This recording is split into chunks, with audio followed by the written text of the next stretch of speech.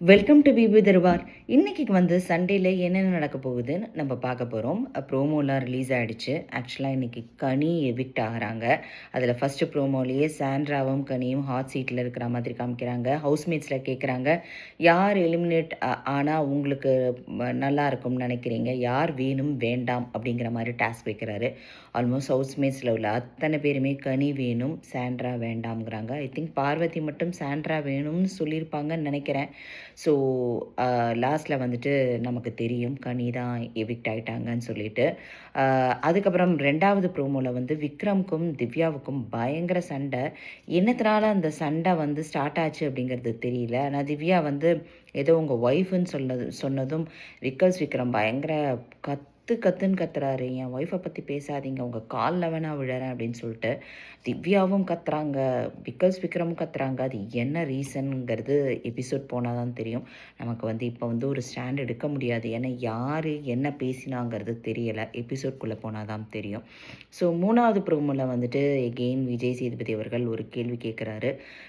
டிடிஎஃப்க்கு யாருக்கு கிடைக்கக்கூடாதுன்னு நீங்கள் நினைக்கிறீங்க அப்படின்ற ஒரு கேள்வி கேட்குறாரு. அதில் வந்து நிறையா பேர் வந்து பார்வதியை சொல்கிறாங்க, ஒரு சில பேர் கம்ருதீனை சொல்கிறாங்க. அது வந்து கம்ருதீனே பார்வதியை சொல்கிறாரு.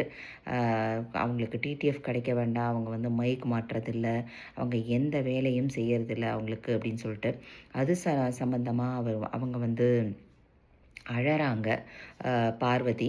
ஸோ அடுத்த வாரம் யாருக்கு வந்து டிடிஎஃப் கிடைக்கும்னு நீங்கள் நினைக்கிறீங்க? மேபி கம்ருதீன் ஆர் வினோத், அவங்க 2 பேர்த்துக்கும் தானா அப்படிங்கிறது தெரில. அது வந்து என்ன மாதிரி கேம் வைக்கிறாங்கங்கிறத பொறுத்து தான்.